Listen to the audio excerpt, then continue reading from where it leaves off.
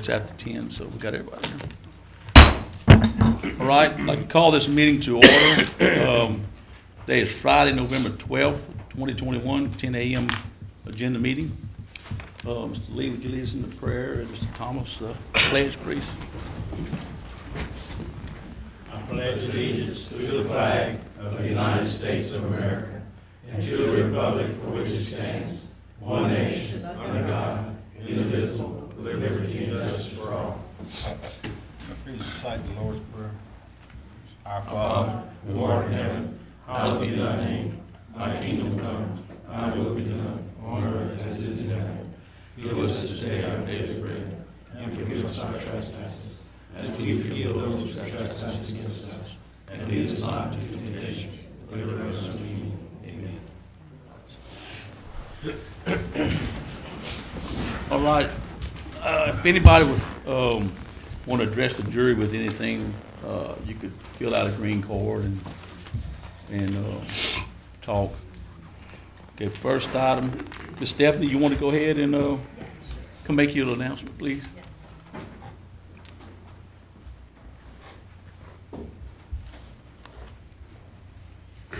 On behalf of the Tourist Commission, I just wanted to make sure that everyone was aware that we have this complimentary little fall fest out in the Courtyard Square from 2 to 5 this evening. We'll have complimentary jambalaya. We have 5 local vendors. Just an opportunity to showcase some of the local talent and some of the local items and services that people have to offer. And this same event, just of course with a different theme, will rotate around the parish after the holidays. So this is the first of a series that'll be sponsored by the Tourist Commission to just showcase some of what Cameron Parish has to offer. So I just wanted to invite everyone to stay and stop by, or if you have other business to do, come by and join us this afternoon from 2 to 5. Okay. Thank you. Thank you, Thank you, Ms. Stephanie. Okay. Let's see. CPR Go announcement, Ms. Ashley. Good morning. Good morning. We are very happy to announce that our website for the Revitalization group is going live today. So the initial $150,000 funds that were injected to the group from the Lions Club is now being put to use with the Stein gift card applications. All of that is available for people to apply for starting today. We want to thank Mr. Derek Williams. He was very, very crucial in the role of getting all of this going. And we'd like to thank the police jury for letting us use him as well to get this done.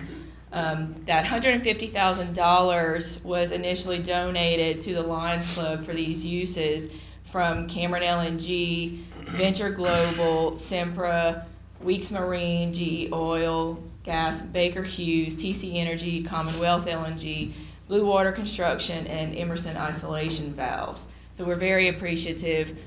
This should help about 1,100 families and businesses throughout Cameron Parish. They'll send in their information on the website. It's really easy. And you can choose a pickup location. We chose 4 different locations: Johnson Bayou Waterworks, the Creole Pavilion, Lowry Library, and Grand Lake Library. So you can choose one of those locations after the deadline of December 31st. And we'll have representatives from the group go to those locations on set dates for everybody to come and pick up their gift cards. After that deadline, if we do not give out all of the funds, all of the gift cards, we will have another round. And that does not mean that if you applied and got one the first round that you cannot apply the second round. You can do both. So we also have Mr. Renee, who is the chair of our solicitations committee. So he's going to be working on getting us some more funds to come into the group so we can do more projects like this and hopefully bigger projects in the future. Do you have any questions? And this is for? The CPR group. It's the Cameron Parish Revitalization group that was formed back in March. Yeah, but it benefits who? Any residents and small businesses in Cameron Parish. And small businesses, okay. And they go online to get all this? Yes, sir. The website is cprgo.org. Is there a certain amount of funds, or what's the deal on y'all? Steins ended up doing, the initial amount was $150,000, and Steins contributed a little over $16,000 towards that 150. So it should be, it's 1,111 gift cards that'll be able to be given out. Okay, Yeah. that's nice for everybody doing it. Lions Club heading it up, or, so. Thank you, ma'am. Anybody else have any questions for Ashley, or? Nope. Thank you, Ash. Okay, who's got the CRCL upcoming Redford Beach Planning Project?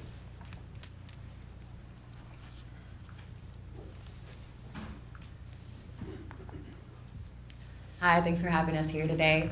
My name's Kellen LaCour-Connett. I'm the Restoration Programs Director with CRCL, or the Coalition to Restore Coastal Louisiana. And I have my coworker here, Gardner Goodall, our Native Plants Program Director. Next Friday and Saturday, we're going to be installing half a mile of sand fencing and 10,000 bitter panicum grass plugs at Rutherford Beach to try and restore some of the dunes that were badly scoured during last hurricane season. So we're out here today to provide any information that folks would be interested in learning more about the project, and we would love to have folks from the parish come out and join us for the planting and the sand fence installation. So if y'all have any questions, we'll be here throughout the duration of the meeting and staying afterwards to mingle.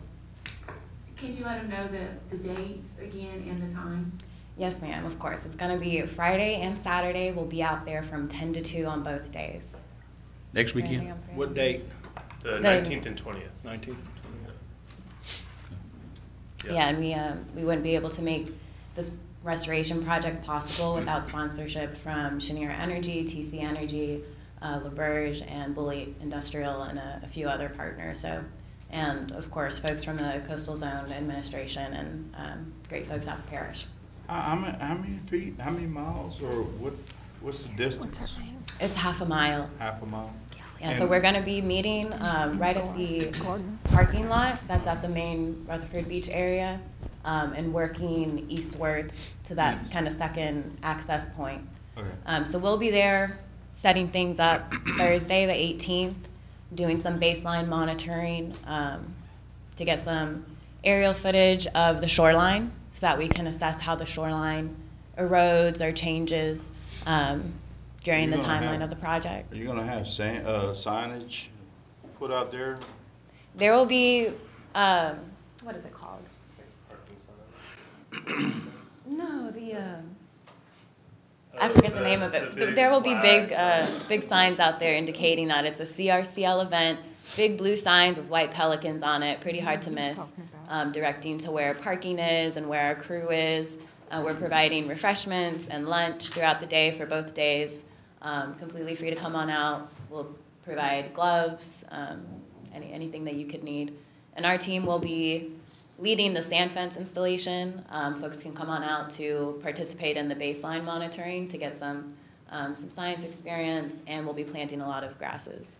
While I am remembering it, we'd also like to encourage folks to recommend people for our Coastal Stewardships Awards. It's an annual acknowledgement of folks in government or private citizenship or any field who has contributed to a sustainable coast or helped our coast recover from recent hurricanes or anything like that.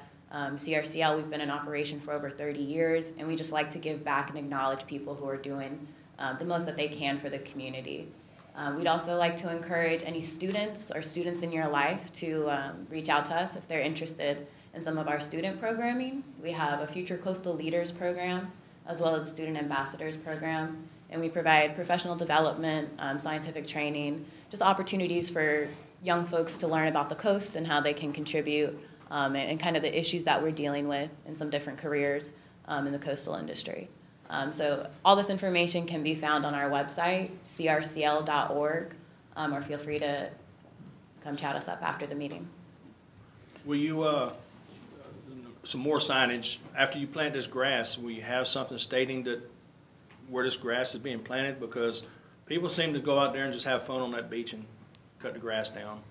Yeah, we can install some educational signage. We're also planning to have a representative from the Audubon Society come out to discuss, native bird habitat and nesting habitat to make people aware of why Katie. we're. I'm sorry? Probably Katie Barnes. Katie's always out there. It's going to be Yeah. Katie Barnes. Yeah. So we can definitely install some educational signage. If not immediately during installation, we can come out as soon as possible. But if there's any information specific to the parish that y'all would like to see on that, or if y'all would like to see us run some of that signage by y'all, we're happy to work with you on that. Well, we just don't, I don't like to see y'all take this big effort to go restore this strip of coast and have some kids out there on tearing it all up. Well, We need some kind of signage. I don't know if it should be y'all or Well, the maybe be- the beachfront development board. They had, matter of fact, before, Have a big signage pointing out the area where please don't go on, you know? hey, they did before Laura. They had about 32 signs from the entrance to to Mr. Bobby's camp right there. About every 15 foot they had one. Way too many. But anyway. Too many signs? Yes. Too many signs? But Well, I imagine they'll have some out there, the beach board will get out there and put some. yeah, we would love to talk about that. We're going to be installing the sand fencing, installing the plants, mobilizing the volunteers.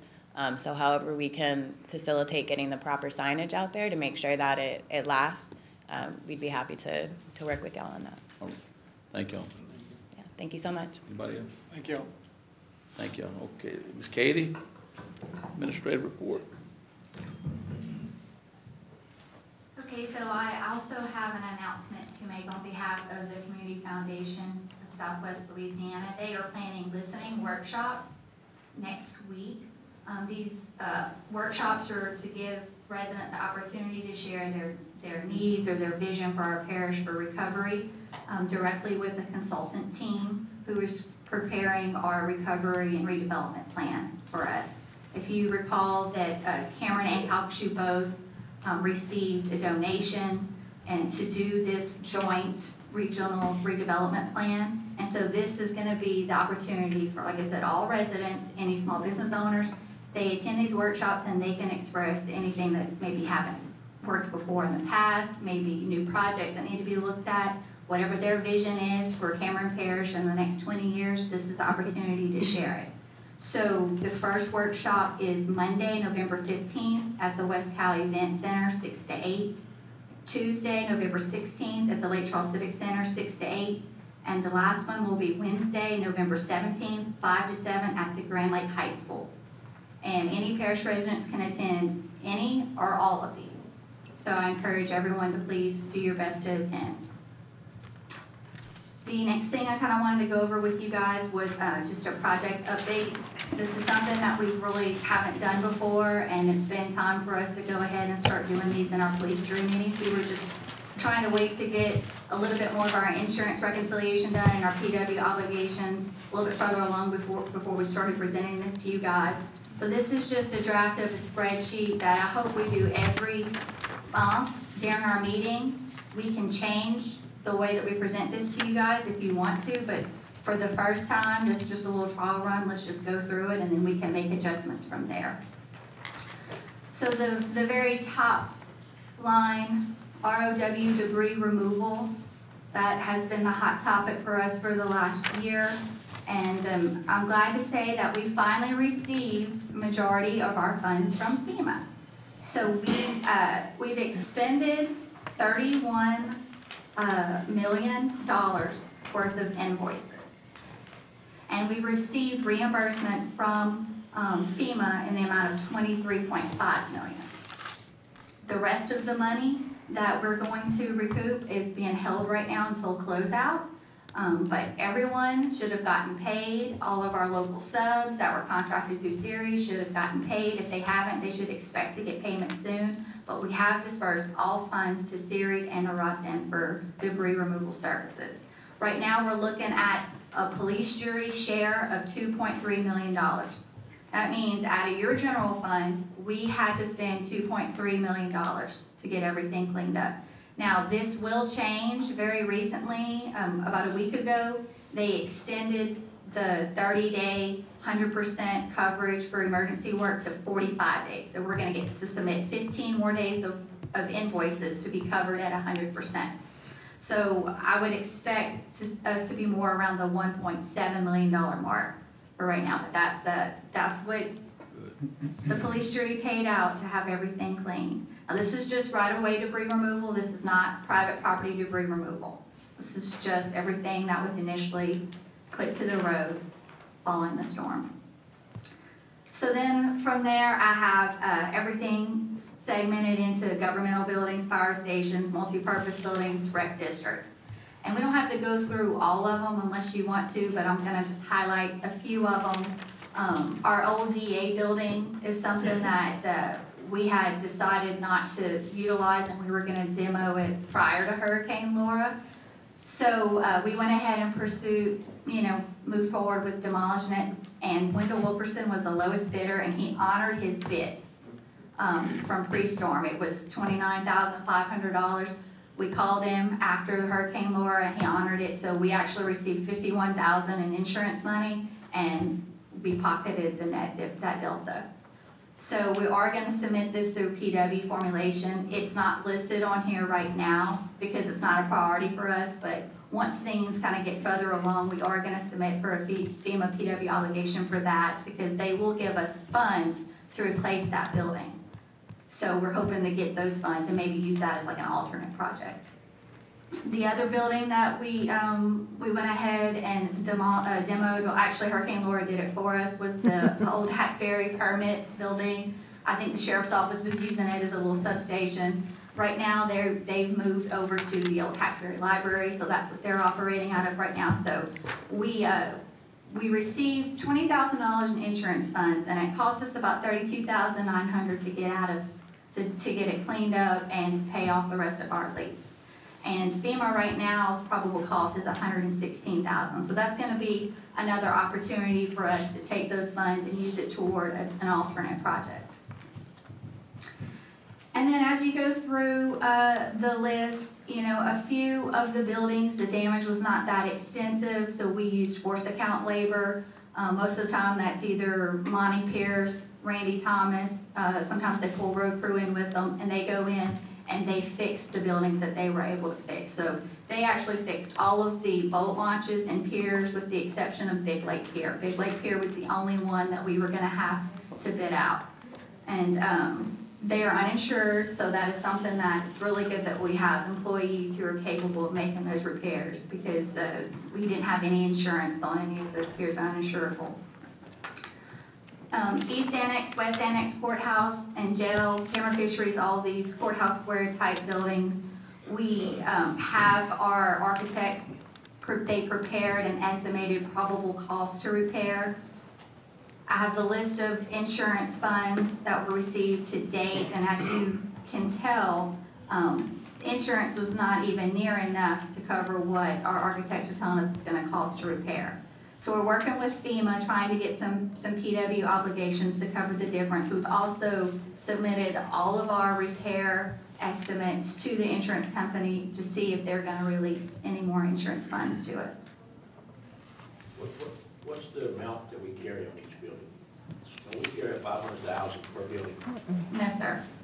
We carry what FEMA stipulates. If it was a building built by FEMA, they tell us how much our minimum insurance requirements are. So every building's different. What changes is the deductible. That's something we have a little bit of flexibility with, but we have to carry insurance on what federal funds were invested into that building. So if it costs $6 million of FEMA funds to build the East Annex, we have to cover it at $6 million.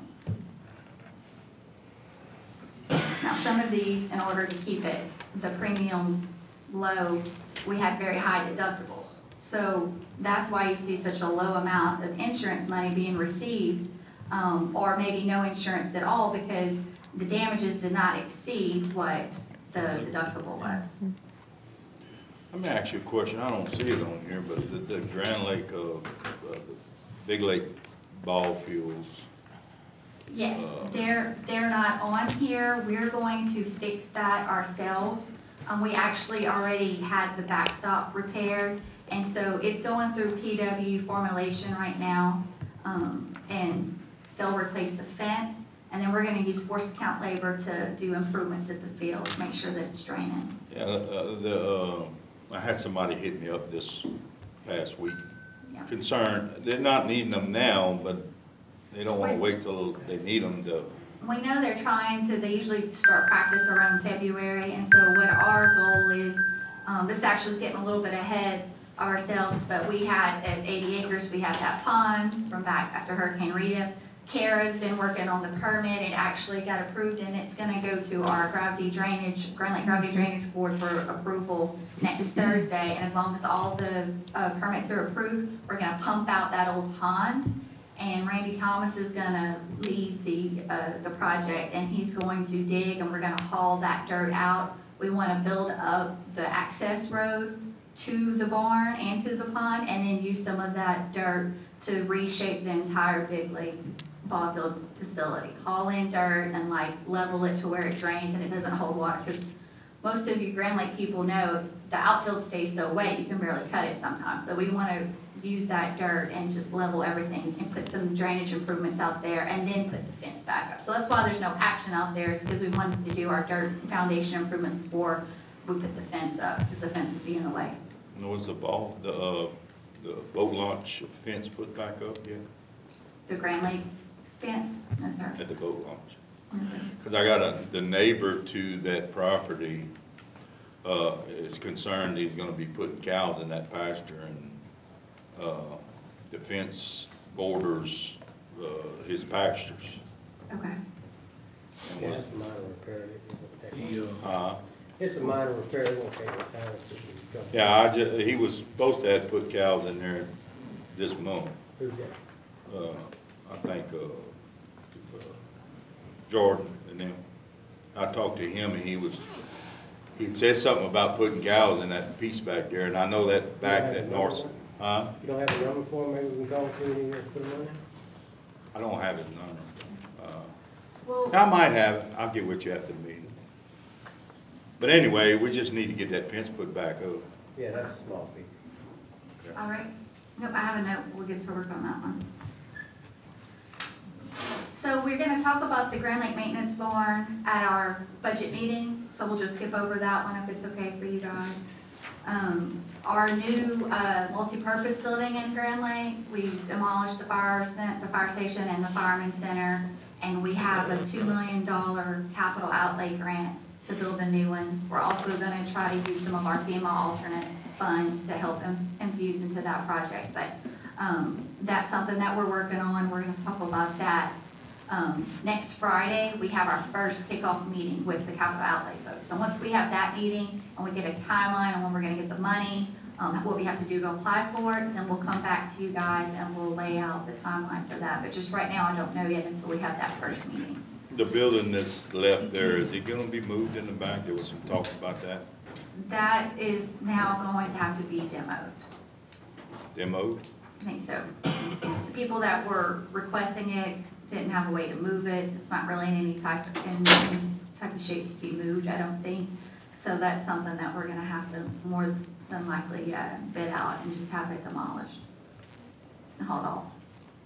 You talking about Dinah's building or the library? Yeah. That old one. That old. I'm talking about the building that was right behind the ambulance station. Yeah, you talking about Dinah's building. Right. Dinah's building. Oh, she still used that. No, yeah. She what? She's still using that building, and she's been making repairs. We're either There gonna, was some talk to move it yes, by her back there. that's still the plan. That's still the plan, right? That's still the plan. What the foundation look like? I mean, some of it's in a Well, flood zone. she hadn't made a decision where to really put it yet. I mean, we talked about it, and then she talked about wanting to try to talk to y'all about adding on to her building and selling that. I really don't know what the conclusion came up with. Okay. You know, but it's gotta be moved to answer your question, one way or another. Sell it or move it. Yeah, I mean, it looked like it was just gonna be in the way of our Right, new yeah. concept there. Yes. All right. Okay, so. What is the timeline on getting all this for that Grand Lake Community Center? I will know that And next did Friday. we getting with the people up there, get what they want, not this big old fancy building that we seen? Something maybe a little downscale where we get more in it? Get like a more what, I mean, it's gonna be a. We have to maintain it after it's in. Correct, yes, sir. Insurance and maintenance. Mhm. We need to make sure they can cover the maintenance and the insurance before we go build this gigantic building for The 2 or 3 police million. jury's it's actually gonna belong to the police jury, and police jury's gonna pay insurance and maintenance on it. But Still yes, want to sir, check we'll into put that. We don't need to be paying high-dollar insurance at a building that don't get used enough in a year. Right. Well, it's gonna serve. We want us a nice building, but It's not state gonna of the serve art. multiple purposes, though. I mean, it is gonna be utilized for, the community to rent, but it's also gonna have our EOC staging station built into it on the backside, to where anytime we have, a state of emergency, our EOC, instead of mobilizing here, we're going to go there. So it's gonna have state-of-the-art, it's gonna have all of their is it gonna be- towers, and so So it will no be more at the used- Cameron Prairie, it'd be there. It'll be there. More like a command center, yeah. Yes, it is gonna be our emergency operations center, command center. It's also gonna have an area in it where Miss Susan Rockaw's gonna store her election machines, and she's gonna rent it from us. Well, State of Louisiana's gonna rent it from us. Right now, they're paying rent to someone in Sulphur for it. So it's gonna generate a little bit of revenue to offset the operating costs. And then the plan is the multipurpose building section of it can be rented out, but in the event of a disaster, we can put in some temporary walls and do a sleeping quarters or a staging station, or we can even set it up for temporary offices, for instead of everyone in the parish having to find temporary offices, like we were all in Jennings, we could go there and work out of Grand Lake. There you go. So we're trying to kill 2 birds with 1 stone. There you go. So Danny's gonna have it fixed up where he can ride out a hurricane right there. Yes. Mm-hmm. Yes. I'm not riding it out, but he can't be there. So ride it It's out. gonna be something major. Ride it We'll out. likely still go to Perry Vincent's and Lake Charles. Oh, no, you gonna build it, we can ride it out there. I'm gonna try. You It stay will with be- us, yeah. I It will. be built I'll stay at my for, place in Lake Charles. I'll Cat stay there. 5. It should sustain Cat 5 Yeah. points. It will be built to sustain that. Whether Danny's brave enough to stay there is left to be seen. And I'll let you guys know, Mr. Danny apologizes he can't be here today. His father's in the hospital. He called me last night. But he said he has his phone if y'all have any questions. Yeah, that sounds good. Just want to try to emphasize that, as much as we can get going on all these buildings, parish buildings, we need to kickstart them and get them going. I know we waiting on money, we're waiting on insurance and this and that, but let's not prolong anything. Let's get on it, and as soon as it gets ready, money-wise, let's get it bid out, let's get it put up. Yes, sir. And if these other departments, for example, the fire department and stuff like that, are holding things up, they may need to be kickstarted and understand, the ramifications of, you can't build something you can't afford. So, or come to the plate with something, not wait and wait and wait and wait. That's what Kirk was implying, I believe, on Kirk. There was something. Yeah, let's get it going. Yeah. So, and just to kind of clarify, you're on your spreadsheet, if it says, waiting for PA estimate, that means that we're waiting for an architect to develop our cost to repair, just an estimate. Kind of get us into the mindset of money's not there, then you're giving Caleb permission to charge the general fund for it. So that's a new little process that we're working through. We're trying to get everybody on the same page, make sure that we're going through the proper channels and getting the authority. So I feel like this is a good first step. Like I said, we can make changes to it month to month. If you like it presented in a different manner, if you don't like the spreadsheet, if you want to just go through PowerPoint presentation, you guys just let me know and we'll do it that way. I like this. So with that being said, we do have a few things on the agenda, little housekeeping that we got to clean up, because there were projects that were sent to advertise and they weren't actually approved by the jury. So we are going to ask you to reject bids on 3 of those buildings. That's on the voting agenda today. Because as the bids got submitted, when we started going back through, we realized that the jury never even actually gave authority to advertise. That's our fault, it's my fault. We should have made sure we went through those proper channels. But we found it, and we're gonna reject the bids, and we're gonna start over. And so, using this spreadsheet, I hope this is the new way to throw any red flags. We wanna make sure that the project manager's signing off on it, our parish treasurer's signing off on it, our parish secretary looks at it and adds to the agenda, and make sure that it gets in front of you guys before we go through every step of the construction of this, so. That's how it's always been though, hasn't it? The Yes. jury the president had to sign off on it first? It is, it's always been a process, authority from the jury, then bidding, then accepting, then president authority to sign a contract. That's always been the process, but how it's handled in-house changes from year to year. And the old way that we used to do things was appropriate for maybe 1 to 2 projects a year, but when you're dealing with 20 now, it just wasn't working for us, and things were kind of slipping through the cracks, and everyone thought that someone else was doing it, so we had to reset and clean everything up. It didn't hurt us. We don't have any, it didn't cost us any monetary distress or anything to suspend these projects or to reject these bids. It's just gonna cost us time. We'll have to start over.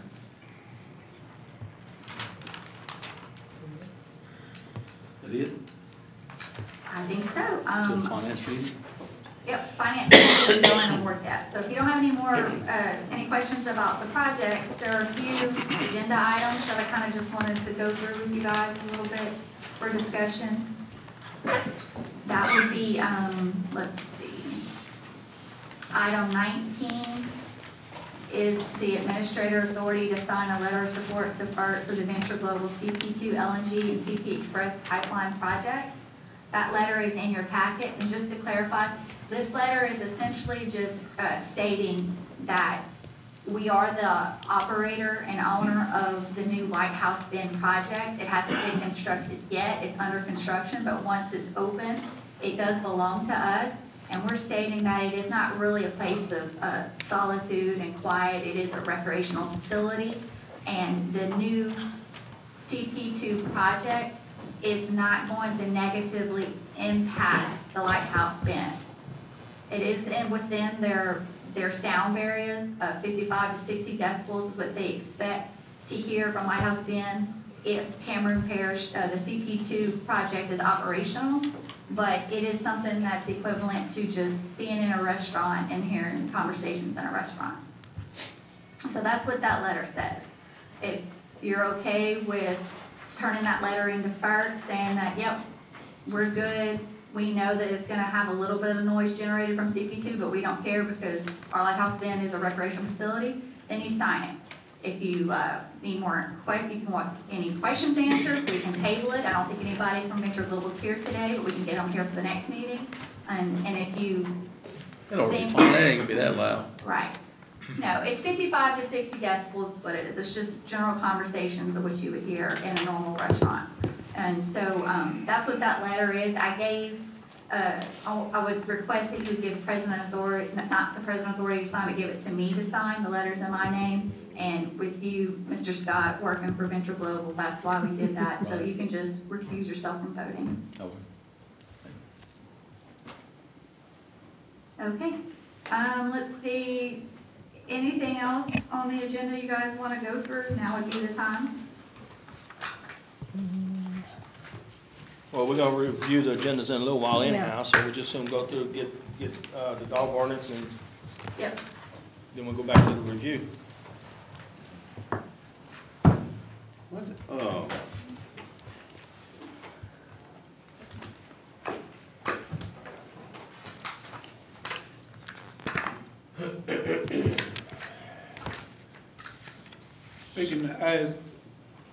Speaking of Venture Global, I've got a major complaint. I'd like for somebody to contact them and make them aware of what's happening across the ship channel. The parking lot, so-called parking lot that we have at the boat ramp over there is all trashed up to the point that our road crew is fixing to have to clean it up. In fact, I think I think they're supposed to do it today. It's extremely bad. These people are throwing everything that you can imagine out there. They're actually defecating and leaving it. They're parking on the road. They're, like I said, it's really nasty over there right now. And somebody needs to contact Venture Global. If they don't want to do something about it, then we can close it down. Simple as that. So they're using our parking, our They're- boat they're parking using our lot parking lot. as their own parking lot? Yeah, and it's bad right now. It's really, really bad. So, if Venture Global doesn't want to do anything about it, we can shut it down. I don't think we have a contract or anything with Venture Global. No. We just allowed them to park in our parking lot. Had to put up a temporary fence so the fishermen could still get to the launching boats. But if it's getting out of hand, you know, it's not our obligation to provide a parking place for those people to come across the ferry. If we have to, we can urge Venture Global to provide another parking area. There's other lands available right close that they could probably lease if necessary. So I agree with Curtis on this. And that all goes back to if we had a dadgum ferry there that would haul Well, enough people across. Yeah, but that's not us. No, And- I know. And they actually stop hauling vehicles and load the ferry with people and haul the people across. Yeah, but they're Leave the late for vehicles work. there. They can't make it to work on time because that can't haul Man, enough cars. you know what? I'm glad Venture Global's here, but that is not our problem. That is public property. And as far as what they're doing over there right now is ridiculous. They need to work it out. They need to figure it out. And I don't know if that's Venture or is it Kiewit. And that's what we're asking. We're asking. Well, It actually and Kiewit. I understand that. I'm just trying to get it to the right people. That's all I want to do. That's what we're asking for. I'll be back to work tomorrow. I'll talk with our people. But we're just asking for Venture to come to the table and discuss the issue and work out a plan. That's fair enough. Thank you.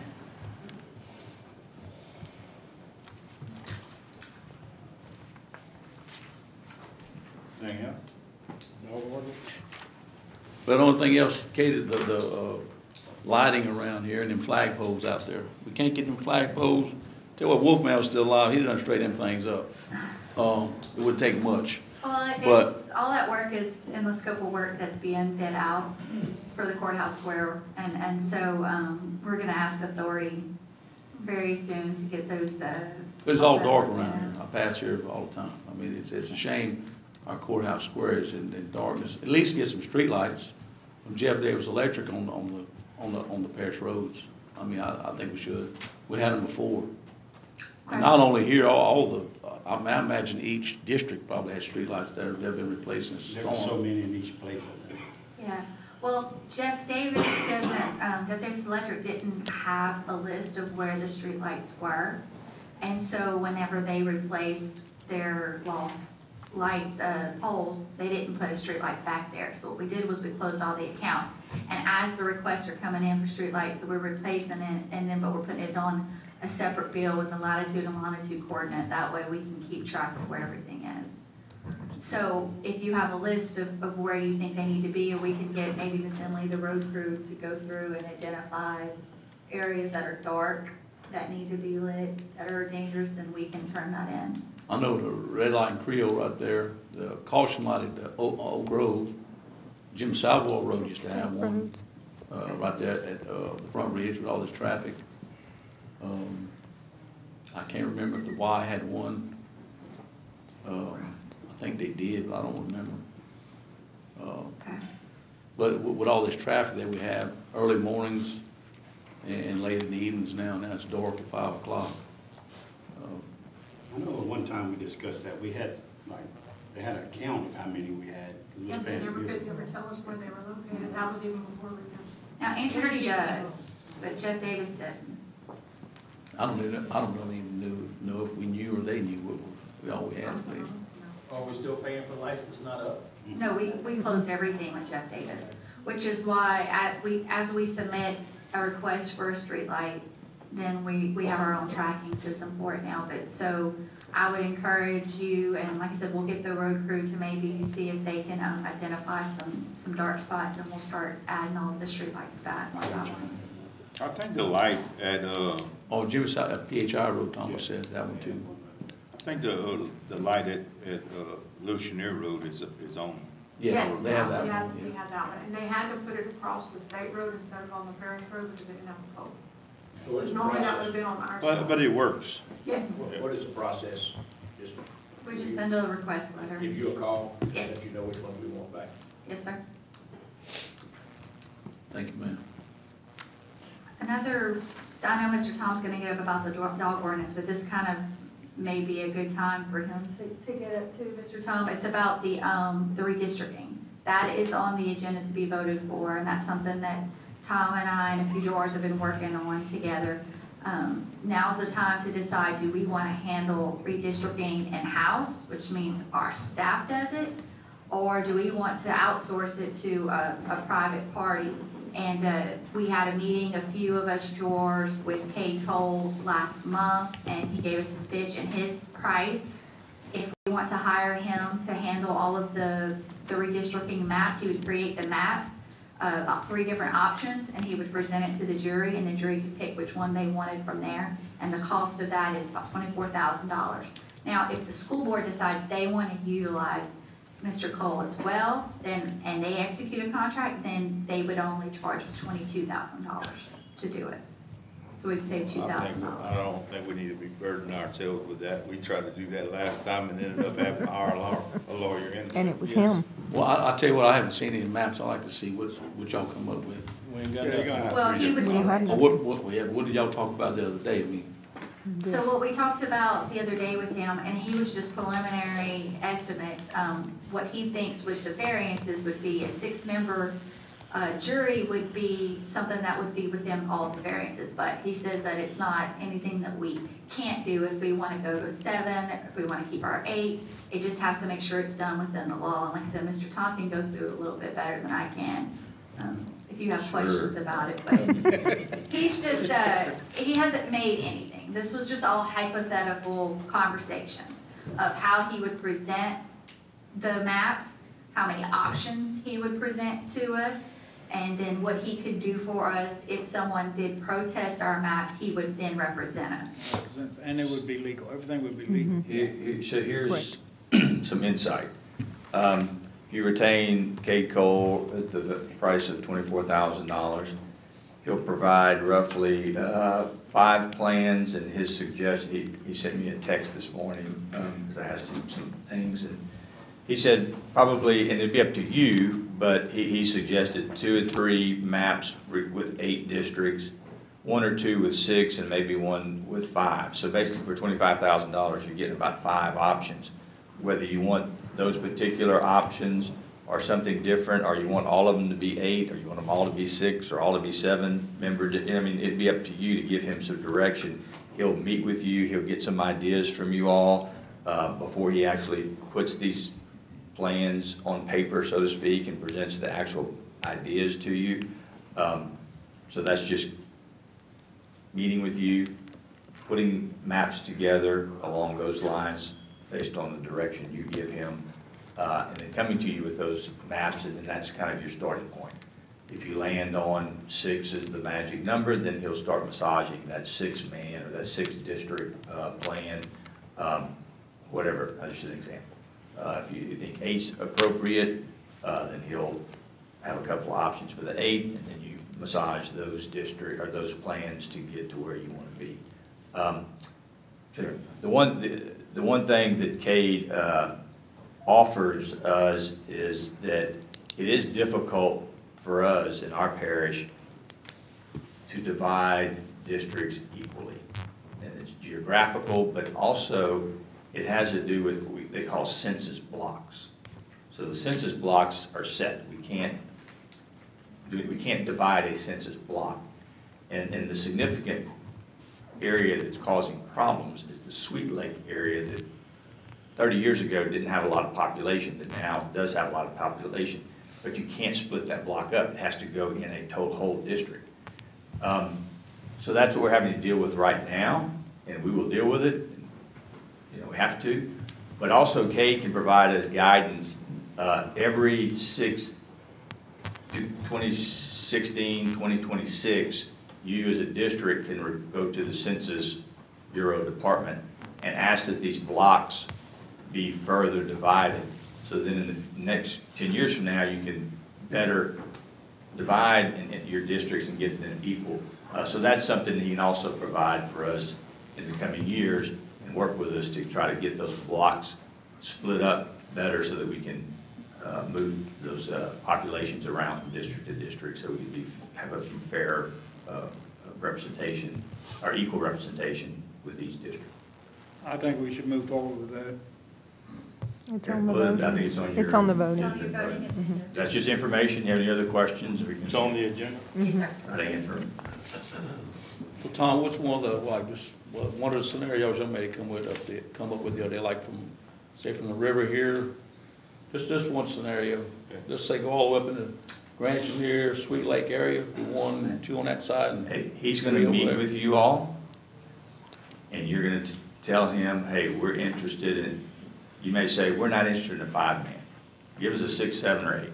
Or we don't want to hear 6, we want 5 or 7. You tell him whatever you want, and he will build that map accordingly based on the ability and the blocks that are there. And he may be, and then you may tell him, hey, we want to do our best to keep the west side on the west and the east side on the east, because we don't have to cross that. Definitely what he puts on there, we can. Yeah, you give him some direction, and he'll go back and he'll take the census blocks and try to build your district. Come to you with those ideas, and it may or may not work. And he may say, hey, look, you're gonna have to take one of these west side, and come into Cameron a little bit, or maybe, you know, where Thomas goes off into Klondike and Lowry, maybe we gotta put that in Sweet Lake. I don't know, but he'll provide some maps as a starting point that you can then move some things around. But he's got to meet with you, get your thoughts and your ideas, what might be possible. Maybe your red lines of, no, we don't want to do A, B, and C, so he can go back and build some maps to present to you just as a starting point. And it's gonna depend on population. I mean, simple That's as the that. driving force. That's the driving force of all of it. But the other thing he can help us with, and he explained in the meeting, is that he knows, you know, the case law, the history of the case law, going back 50 years, and knows what factors courts are willing to allow you as a district to go beyond the plus or minus range that is traditionally acceptable. And have a district that maybe has fewer people or a district that has more people, and he knows, well, if you do it for these reasons, then the courts are likely to accept that. So he can provide that guidance to you. Was the school board members involved in this meeting? A few, yes, Charlie Lemons was there, and a few of the one or two of the Robin members. was there. Robin, yeah. So there were. Marsha Trahan. We met. They had a meeting Monday night. They only had 5 of their 8 members there. They did not want to decide on, basically the 2 options are either Mr. Cole or Mr. Hefner, who's Hefner is a engineer survey background who's capable of building the maps, but he can't give you the guidance that Mr. Cole can give you as to why you can deviate. Okay. You know, so, and they haven't decided on who they're going to go with. They like Mr. Hefner. He was helpful to them last time. I just don't know what they're going to do. And We it's gonna- used K last time. We did. Correct. We did. And that's He did gonna us a cost good them more job. money if they don't go with us. I mean, You're talking about 2,000. I mean, Yeah, he ain't talking no Yeah. money Yeah. there. But he did us a good job. He really worked with us and everything last time we done that. But the school district don't have to go with the way we go. Yep. No. Right. Correct. I feel like it's important to note, they can choose a different one than we can if we do share the fee. All right, sounds good. We will go to dog catcher now. I tell you, if we had a top 10 list of the most things we talk about, dogs and food trucks would be on that top 10 list. So here we are at dogs again. So Dog ordinance. let me give you a little bit of background and maybe more information you need, but if the public is watching through Facebook and in the future, that they can learn as well. We have a dog ordinance, and it's primarily designed to address nuisance, stray dogs, tipped over your trash can. You call the sheriff, call the police, and you know, the police jury, the sheriff would address that issue. But in order to do that, we have to have a pound.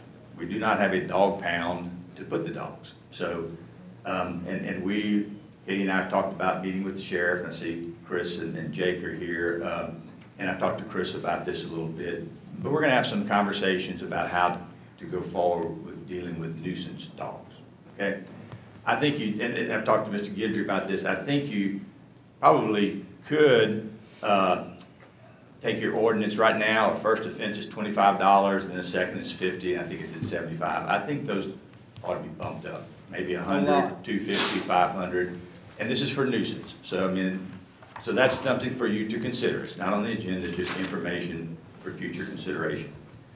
Let me turn the page to dangerous or vicious dogs. I use the term dangerous and vicious because in our criminal code, the state criminal code, not our ordinance, there's provisions to deal with dangerous and vicious dogs. And in the Big Lake area, Mr. Guidry called me one day and said we had a problem with an incident. I called the sheriff's office, they had the report, they got it to me. Within a week, we were addressing that issue of this dangerous nuisance dog. I think within 30 days of the incident, the dog was, we had a court order declaring the dog to be vicious, which means that it gets euthanized. The sheriff's office picked it up, delivered it to a veterinarian in Lake Charles, and it was euthanized, or actually 2 of them. So we can take care of dangerous, vicious dogs in that fashion. That's the long and short of it. So other than maybe increasing your fines for the nuisance type dogs within our ordinance, that's the only recommendation I would have for you going forward.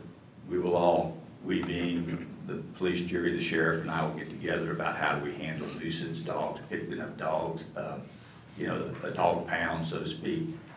And along those lines, I have spoken to the attorney for the police jury in Calcasieu.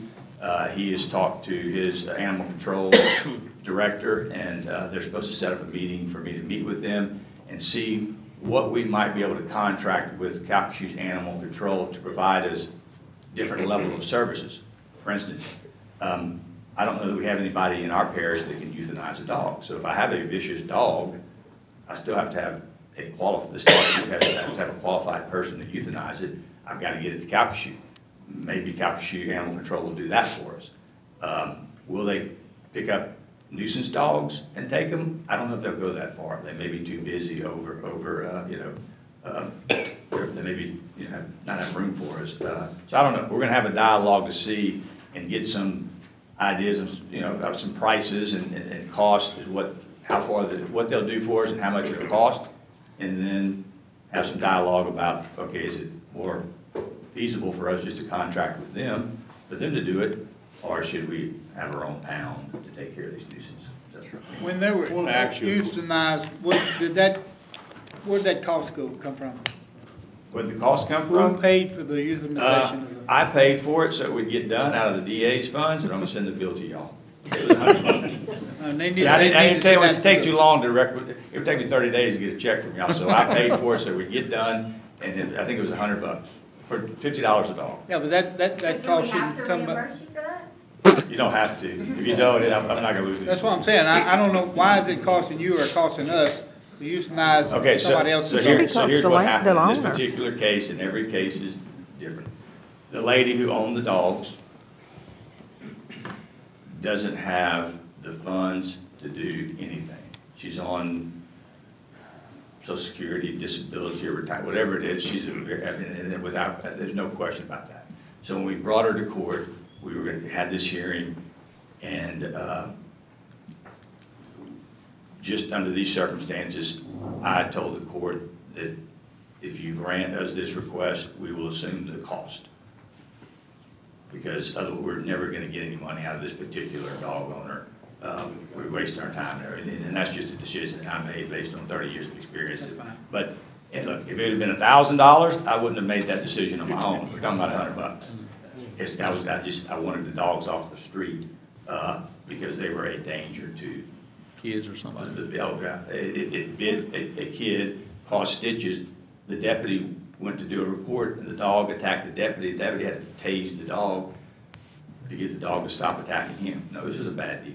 But the lady didn't have any money. That's what you're right. I understand. Typically, we ask in a petition to enforce a dangerous, vicious dog situation. We ask that the owner be responsible for all the cost. And the statute allows that. In this case, we hadn't impounded the dogs, we didn't have an impoundment cost.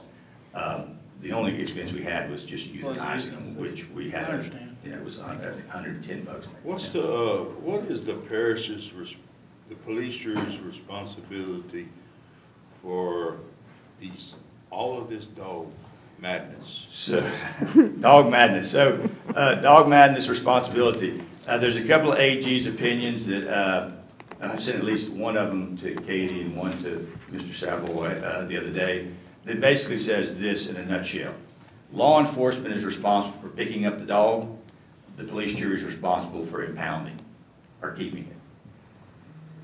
Now, we can charge the owner for those costs, but if the sheriff, in our case, our law enforcement agency is the sheriff. If the sheriff is going to pick up a dog, he's got to have some place to take it. And it's our responsibility, the police jury's responsibility, to have that pound available to place the dog. That's it in a nutshell. That's state ordinance? That's state statute. It's in the AG, I have 2 AG opinions, and it cites some statutes. Yeah. What about a timeline on having to keep the dog? There's some provisions about that. You have to notify the owner within so many days, and then, yeah. I mean, after... There's a policy and procedure for doing it. Again, to have Calcasieu do it for us would be great. But if they're not willing to go as far as to impounding nuisance dogs because their capacity or whatever the reason may be, you all, in conversation with the sheriff, that's what we're going to meet about. Joint service agreement, how far do we want to go in dealing with nuisance dogs? Because I can handle the vicious dog. We're going to take that right to court, get a judge, court order. Are we responsible for nuisance dogs? Or do we provide that as a service? That's up to you. So we could repeal our ordinance? Yeah, because we did it and just before. not worry about it? Yeah, you don't have to, it does not, the state law does not obligate you to do anything with respect to nuisance dogs. You don't have to have an ordinance, you don't have to have a dog pound, you don't have to do anything. But if the sheriff... I'm tired of one side blaming the other. You get out there on the street and the resident says, well, and I don't want to say it's all the time, but sometimes it's the deputy saying, well, you got to call the police jurors. Well, they don't have the building built. I don't or think... you have this or that. Yeah, and I get... This back and forth is bull. I don't think that we had a clear understanding, we being you or the sheriff's office, had a clear understanding of the responsibility of each party with respect to nuisance dogs. I'm pretty comfortable, based on these AG opinions, that sheriff, law enforcement, doesn't say sheriff, it says law enforcement shall pick up, it's only with respect to dogs. Other animals, they don't have that obligation. But when it comes to dogs, they have to pick up the dogs. But if they pick them up, they got to have some place to put them, and it's our responsibility to have some place to have the pounds to put them in. So it's a dual responsibility. That's why we have to have a conversation about what are we going to do about nuisance dogs. Again, vicious dogs, somebody has a dangerous vicious dogs, you call my office. I mean, the sheriff's office has to do a report on the situation, but as soon as I get that report, now look, let me know as soon as it happens, because the ordinary course of things, it may take a few weeks before the report gets to my office. If it's not red flag, no one really knows about it, I don't know these things are happening unless you tell me, and we'll call for the report, we'll get it, we'll get on that vicious, dangerous dog immediately. Are you on Facebook? Cause you know real quick like you on Facebook. I'm on Facebook, but I don't look at it. Finish all that. I guess I ought to have some alert. If a dog comes up on Facebook, it ought to notify me, but I don't. I mean, that's to be truthful, I'd really like to continue this service. But us holding dogs for over a year, feeding them, maintaining them, that will not happen with going forward. Because that's just not. I agree. No, it's not right for the animal. We will it's follow not right the statute. Taxpayers. There's a process and procedure of notification to the owner, and if the owner doesn't do what they're supposed to do within a pretty quick turnaround, then we can euthanize the dogs or set them out front. What do you? Butch, I'm sorry, I don't have the particulars because that wasn't, my concern was taking care Yeah, of your and dogs. I got a know. question about that. You talk about vicious dogs. Now, we knew those dogs were vicious because they had a track record. What about the dog that just, people walk on the road, that ride a bicycle, and the dog actually gets after him, but he's never bit, but he comes right up to him? He's very aggressive. Can that be classified as vicious? It can be. Carry a So it's a gun. case-by-case basis. Again, it's one time versus the history Carry a of gun. that conduct. I have to file a petition in court against the dog owner, Okay. and we get a hearing within a week. I mean, it's Yeah, an you did an exceptionally excellent quick job on that. turnaround. We have to serve the owner to be in court very quickly. But I have to prove to the judge, based on testimony evidence, that it is a dog that qualifies to be. Now, if it's a dangerous dog, and again, I'm telling you more than you may want to know, but let's get it all out there. Dangerous dog, the court can put in some, place some conditions on the owner regarding containing the animal. And then if the person doesn't comply with those conditions of keeping the dog under confinement, then we can bring them back to court and then have them euthanized if they don't comply. So even though they don't bite somebody, if they're considered a dangerous dog, they're in that sense, put some confinement conditions in place. If the owner doesn't confine the dog according to the court's order, then we can bring the dog back or bring the owner back to have it euthanized. Real quick, you reviewed our ordinance. Do we need any changes? Just to the penalties. First time I'd go to 100, second time 250, third time 500. You're gonna prepare that and send it in? Yes, we'll put that for your next agenda. We'll have to advertise, so forth and so on. If that's what y'all like. Tom, what about like a leash law? A leash law, all of your owners that have a dog would have to register their dogs. They have to pay. Oh, Lord, we got enough communism. as it is. Yeah, I don't think No, we don't need to go there. yeah. Well, we have something in our ordinance about they're supposed to be applying for fees anyways and with the We don't enforce it, health we don't. department, yeah. That's- Oh, we get one from Doc. Should we take that out of the ordinance? That's up to Yeah, y'all. I just want to speak to that point, Mr. President. This came up a couple of years ago, too. The way the ordinance reads is that every dog owner, whether you're a resident or not, if you're down here for a day with a dog, you have to report to the parish health officer, and for $1, you buy a tag good for a year. Failure to do such, there were associated criminal penalties and civil penalties. So we talked about it a few years ago, what to do with it. Point is, too, just to remind the parish, we have no parish health officer. We have a state health officer, Ryan King, who is on record saying he's never written for a dog tag and never will. So we don't have a way to, who's going to write the tag? So do we take that part Sometime out? you need- We, Take that out? Thank you, Doc. Yeah, we can amend and edit your ordinance however you want, and we've never enforced this dog license No, we tag don't want thing, that so we for. can We got enough, Just take we got it enough out. crap. take it out while we're amending the Right. penalties. Let's take out the stuff that we But don't use. rabies tags is a state mandate, right? Well, it's part of that license and tag, so someone would, in theory, register their dog with the police jury and provide notice that they've had their vaccine, so forth and so on.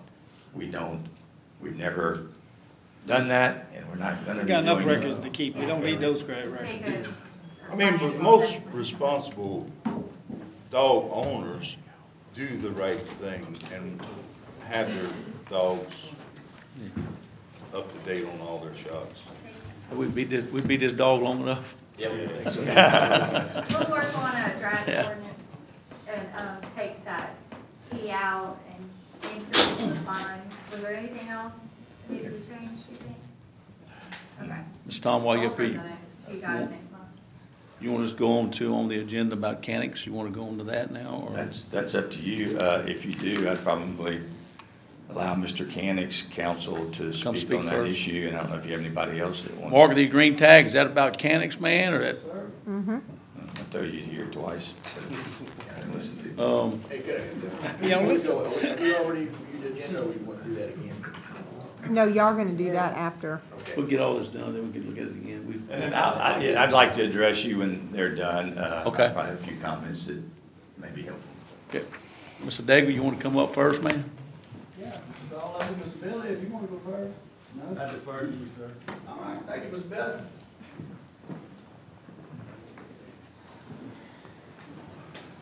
How y'all doing today?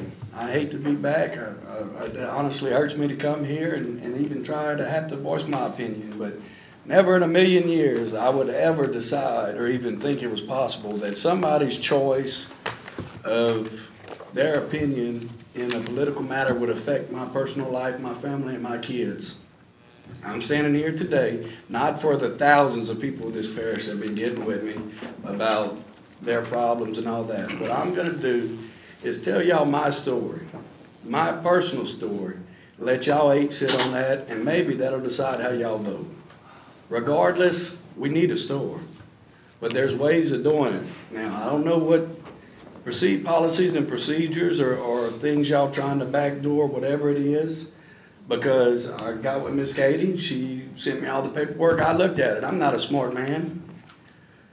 I reviewed it all. I called Miss Katie back. I had some questions. They don't like answering questions. She told me I misled all the information. Well, I took it a step further. I called FEMA because most of y'all that I spoke with said Mr. Kennick's dealing directly with FEMA and not y'all. So I talked to some FEMA representatives way up the pole. It took me a while. I got plenty of time. Got in touch with them. They said they don't deal with the public. They don't make decisions. That's y'all's job. So I guess y'all lied to me when y'all told me that.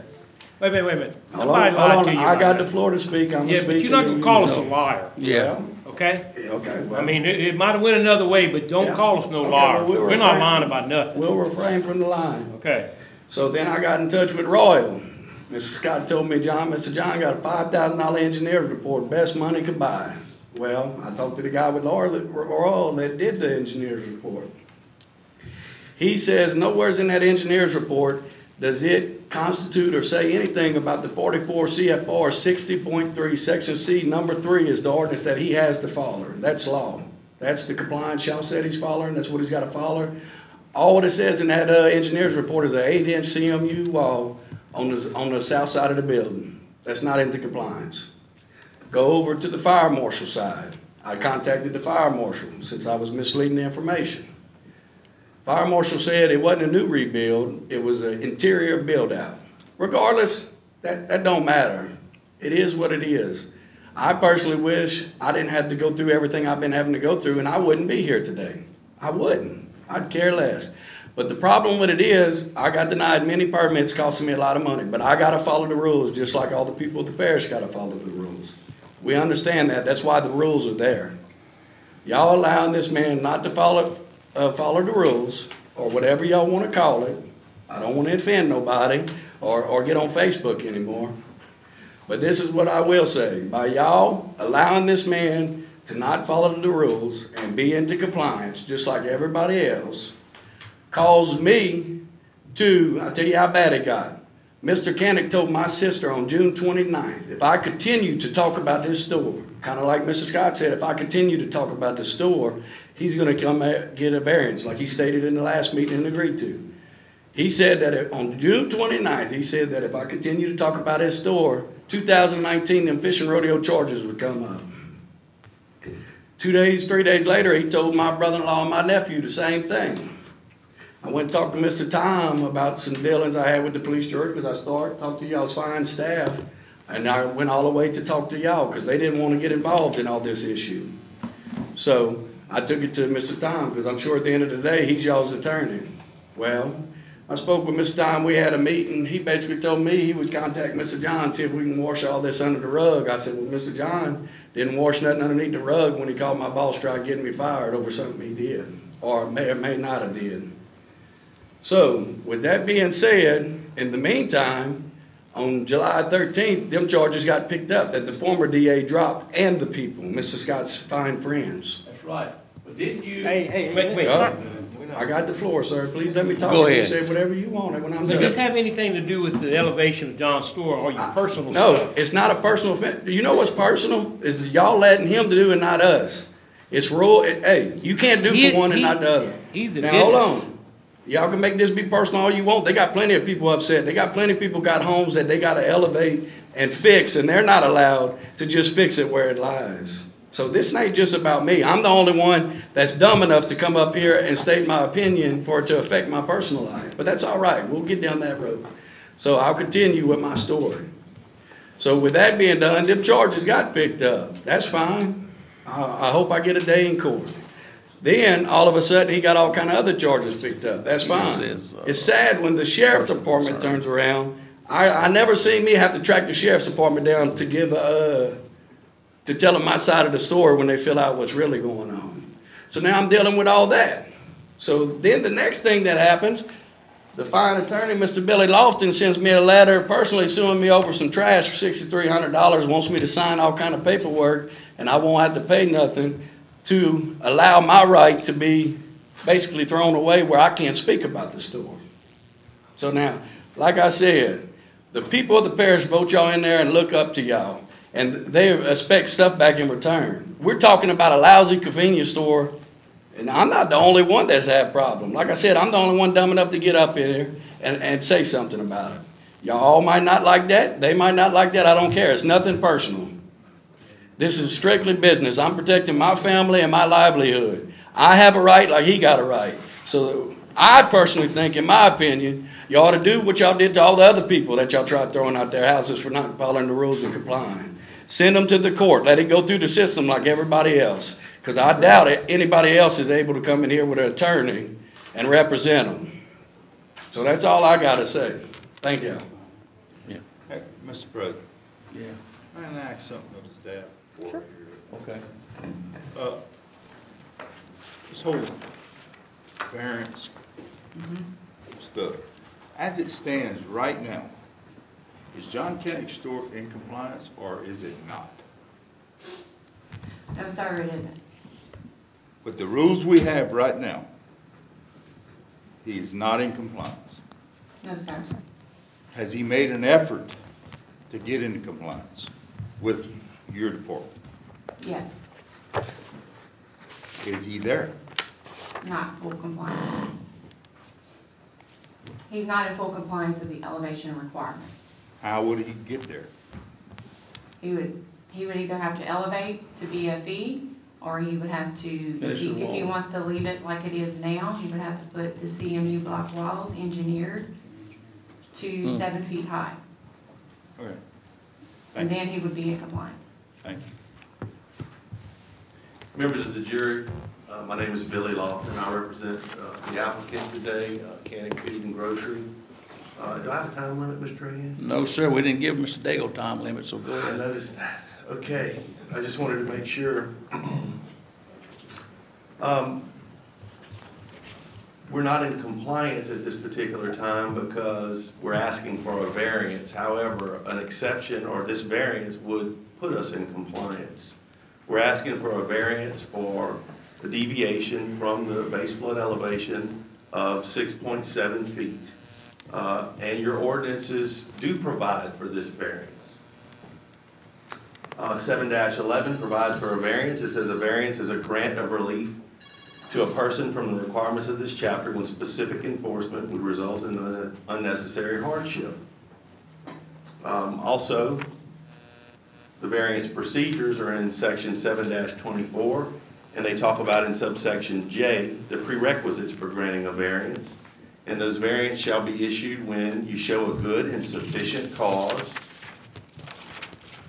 a determination that failure to grant the variance would result in exceptional hardship to the applicant, and a determination, C, that the granting of a variance will not result in increased flood heights, additional threats to public safety, extraordinary public expense, create nuisances, cause fraud, or victimization of public, or conflict with existing local laws or ordinances.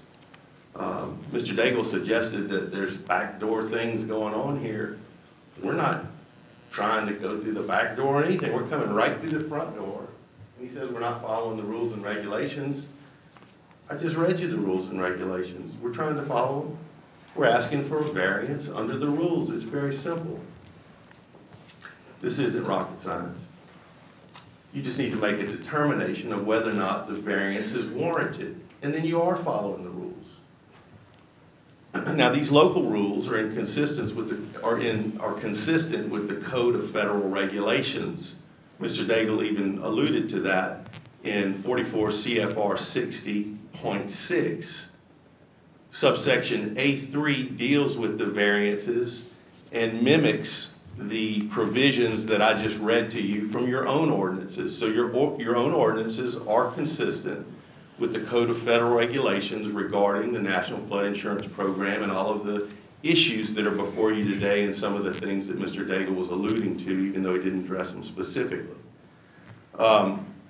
Subsection A3 says that variances shall only be issued by a community upon one, a showing of good and sufficient cause. As I go through each one of these, I'm going to mention a few points that I'd like for you guys to consider on behalf of my client, the applicant.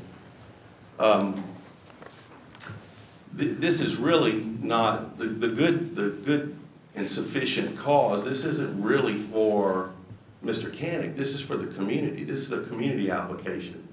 The community has a need for these groceries and supplies. Also, more important than anything, we have Mr. Canick has an average of 12 employees that either live in South Cameron or are coming back to South Cameron. So it's an employment issue, and it also supplies food, or it also provides groceries and supplies to the community. It also provides safe access for the residents as well as the vendors that are stocking the store. The next one is a determination that failure to grant the variance would result in exceptional hardship to the applicant. Once again, this isn't really about Mr. Canick, it's about our community. Mr. Canick's not getting rich at that grocery store, guys. I can promise y'all that you know, the margins in that store, probably single digits, maybe 5 to 10%, maybe double digits at 10% on the profit that he's making there. This is a commitment to the community and almost a public service. I'm not saying he's not making any money, but there's plenty of other options available to this gentleman to make money. He's committed to the community, and y'all know how active he is in the community and what he does for the community. So it's not just about the applicant. The community is the applicant here. A vote by you guys is in favor of the community, not really Mr. Canick. It's just simply not economically feasible for him to raise that store or do the CMU option, the alternative engineering option that the administrator presented to you earlier. So this is not for his personal gain. So we clearly meet that criteria also. Subpart 3, which is also consistent with your ordinance in the Code of Federal Regulations, is a determination that the granting of the variance will not result in increased flood heights, additional threats to public safety, extraordinary public expense, create nuisances, cause fraud on or victimization of the public, or conflict with existing local laws or ordinances. None of those apply. So we meet the third criteria also. Now, FEMA has addressed this. It's, you know, the only thing that this board or that this jury needs to be concerned with is, okay, well, how does granting this variance hurt anyone? As Mr. Daigle suggested, he may be causing harm to his family and livelihood. It's just simply not correct. The only consideration for this jury that's applicable that you need to be concerned with is how does this affect the community adversely, okay? And the only way that that can adversely affect the community is if it adversely affects your participation in the National Flood Insurance Program, okay? Now, the only way that the administrator of the National Flood Insurance Program can come in and say that they would adversely affect your participation would be if they review your decision-making process and they can find, or it indicates that there's a pattern of inconsistent determinations that are inconsistent with sound floodplain management. Okay, they've already told you in the Code of Federal Regulations how you consider a variance. You've adopted a local ordinance that says how to do that. We've now gone over all the factors in connection with those variances and how do you evaluate that. So what you do now is you look at those factors and make a decision. I present to you that it clearly warrants a granting of a variance, but I've done some additional research. I did a public records request to determine just exactly what y'all's history was with respect to granting of these variances. We were able to go back to 2007, and since 2007, about 13 applications have been made, not the thousands that Mr. Daigle referred to. There's 13 applications that have been made. 2 of them were by y'all. One of them was a concession stand and restroom at a school. Okay, so you take those out, and that includes this one also. So the remaining 10, of those remaining 10, y'all denied 3 of them. There's just simply not a pattern of inconsistent decisions on y'all's part which indicate that you're running afoul of your authority to grant a variance. If you had 100 variances and y'all just rubber stamped every one of them, y'all would be acting inconsistent with the variance process. It's very simple. Y'all are taking these applications, and and by the way, I want to offer and introduce into the record, for purposes of just establishing the record, that history of those variances and what's happened. Should I give this to you, Mr. Trahan? You can. I only made 1 copy. That's It's fine. very lengthy, but it's really that simple.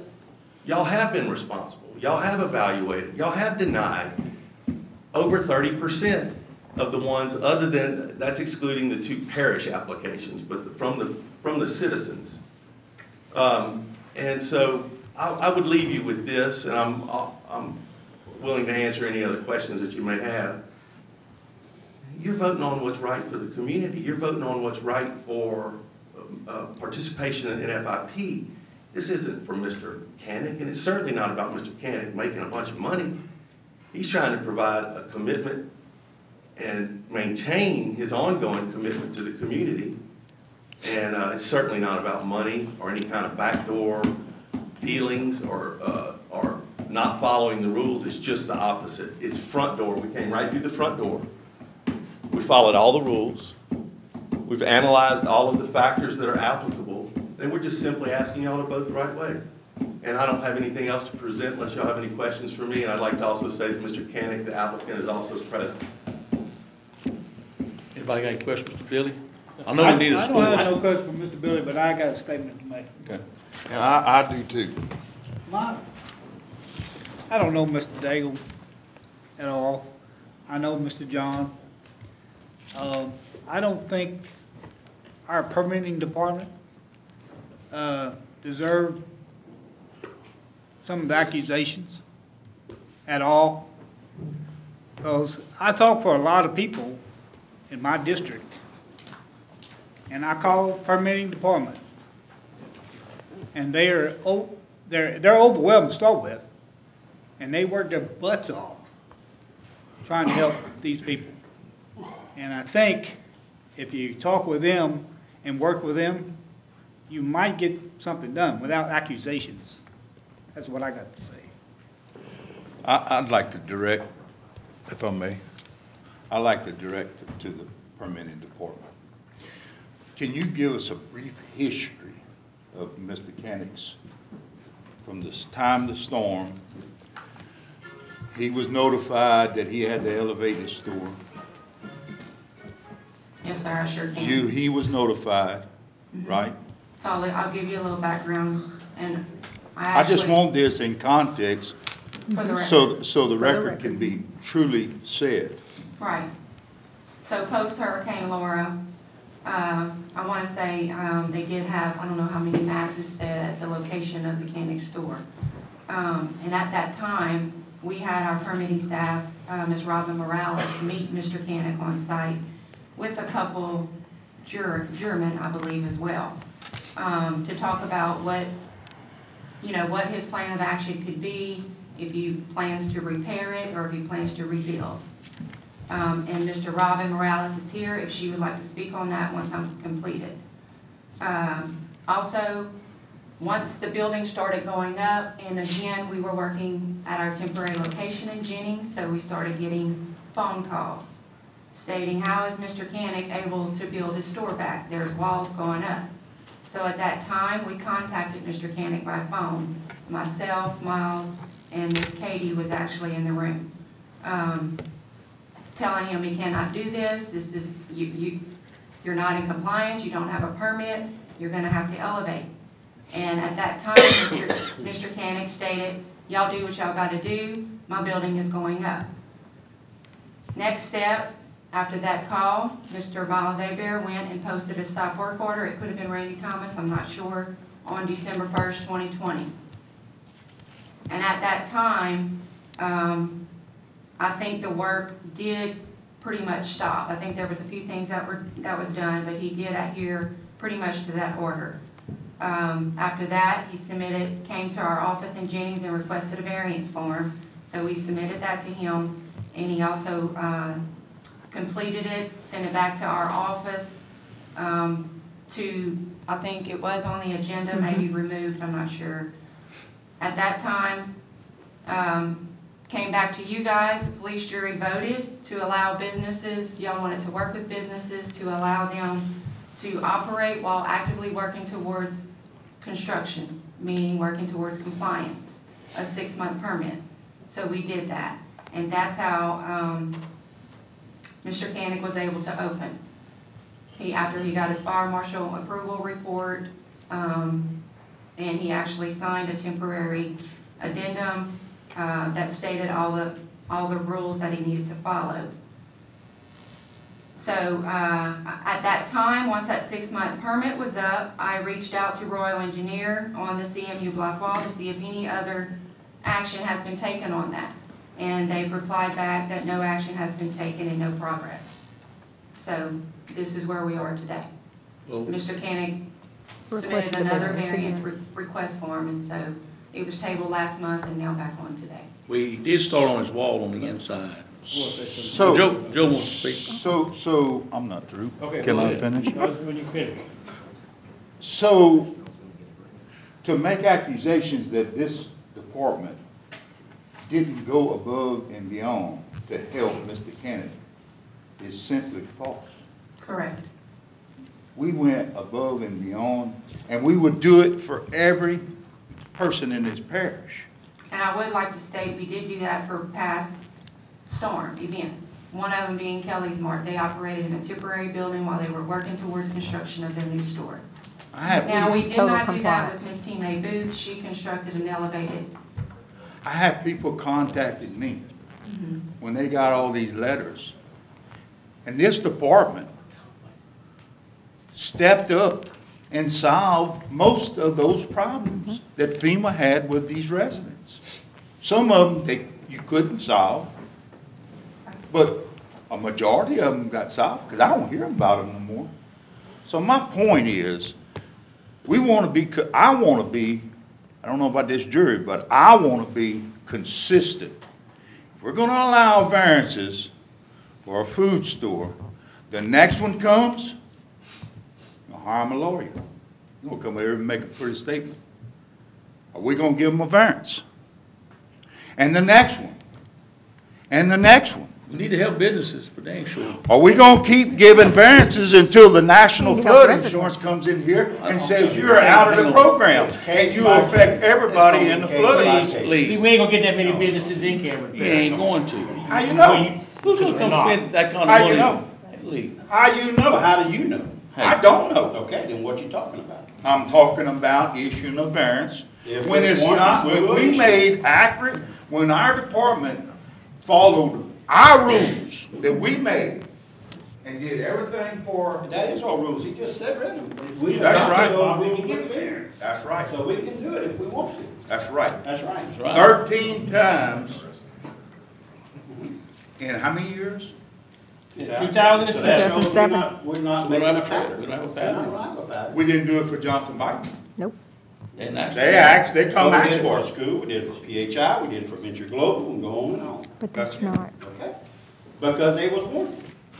And we felt The it was people in warranted. Johnson Biden is not warranted? Well, I'm not saying it's case by case. If there When would was be that? already a store in Creole, When I was would that? give it to them. When they come and ask us for a variance. Well, I wasn't in here. If they'd have come, I'd have been in here. I'd have gave them a variance.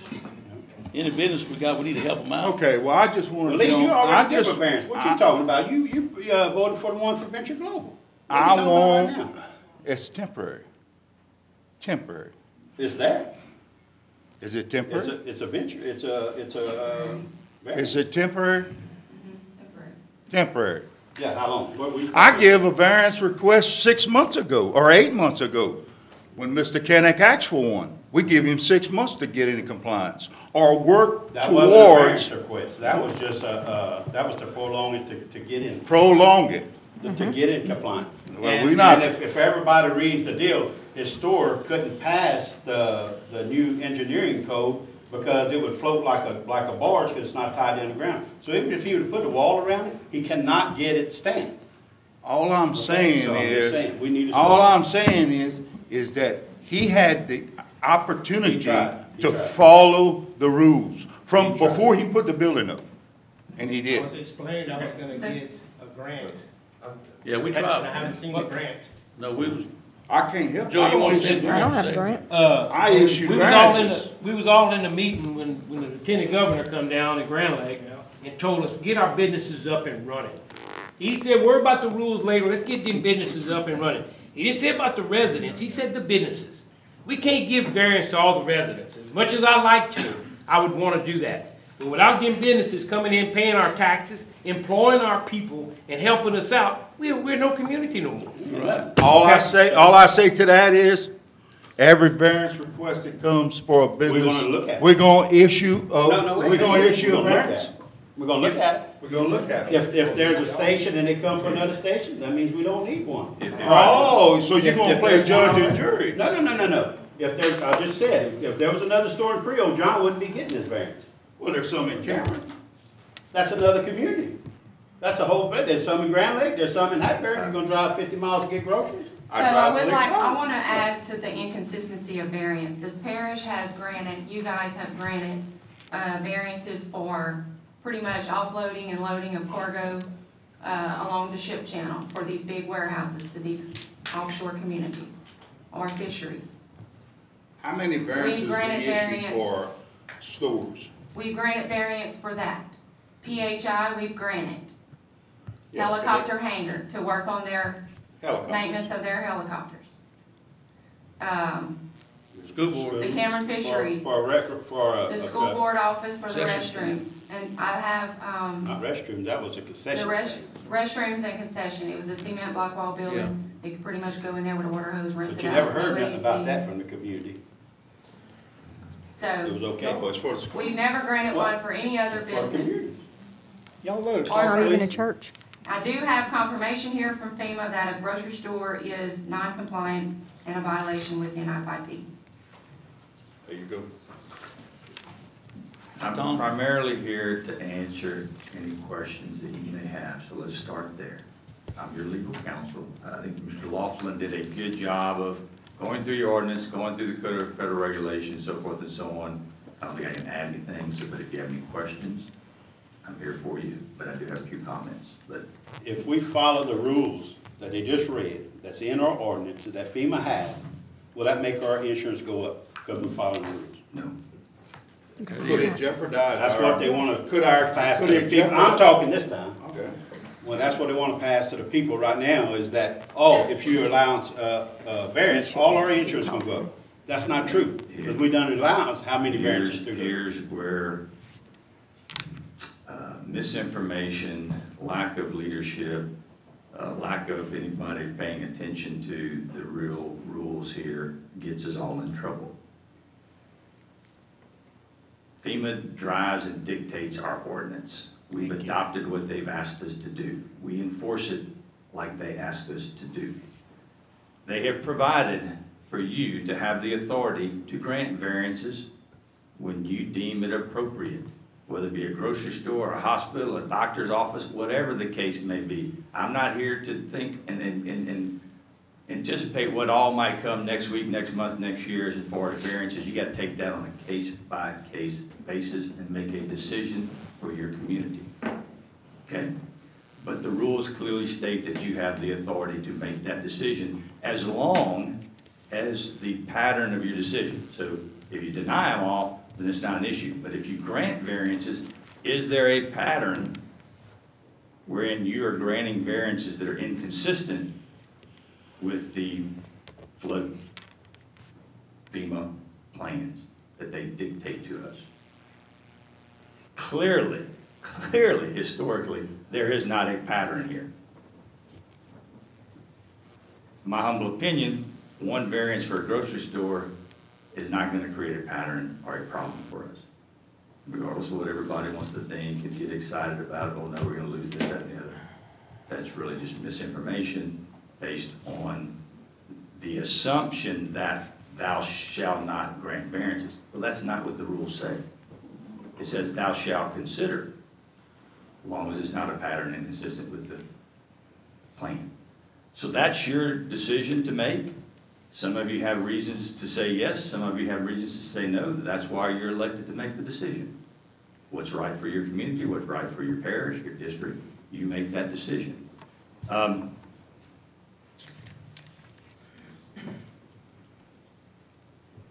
really don't have much else to say. Hey, you hit the nail on the head, Tom. I mean, I got a question for our legal. Sure. In a court of law, if we got brought to court over this, could you defend our decision by what was said in all this paperwork in these ordinances? Absolutely. You look up the definition of pattern. We don't, look, you do not. You have, and Mr. Laughlin has said, and I don't know if Kara addressed it, there have been some that you've denied. Some you've granted. It's a case by case. Now, the ones that you have granted have been for businesses. They probably have created economic development, jobs, so forth. I mean, those are good reasons to grant variances. Tom Barrett comes in here and says, hey, I want to put a cook shack in my backyard, but I don't want to elevate. That's not a good reason. All that does is benefit Tom Barrett. That doesn't benefit the community at all. Not economically, not providing a service to the community. It doesn't do anything. So I do see commercial requests, business requests different than individual requests. Because generally, a business, a commercial establishment is going to create jobs, create taxes, create some service to the community, such as a grocery store. Actually, most of the other variances did not create a service to the community in general. They were a service to a particular industry, but not to your citizens in general. So let me rephrase it a little bit. Okay. If we was in court with chance of losing our NFIP right now, with this case, can we prove it and we not lose our insurance? You have. That's a loaded question. I am comfortable, in my legal opinion, to say that this one decision is to me, in my opinion, not grounds to deny this parish any flood-related benefits, federal-related benefits. Yeah, it's just not. I mean, you haven't gotten any complaints, filings, petitions from FEMA and the other variances you granted that I'm aware of. They didn't come here and say, hey, what'd you give Halliburton that hanger for? What'd you give, Miss Miltenberger that Connex box on the ground for? What did you give PHI the hanger? Robert Gaspard had a freezer for seafood that you allowed on the ground. School board got their restrooms and concession stands. You got a variance for your seafood house here, a warehouse for Halliburton. There's two of them. So, and none of those variances that you granted, FEMA come here fussing at you about it.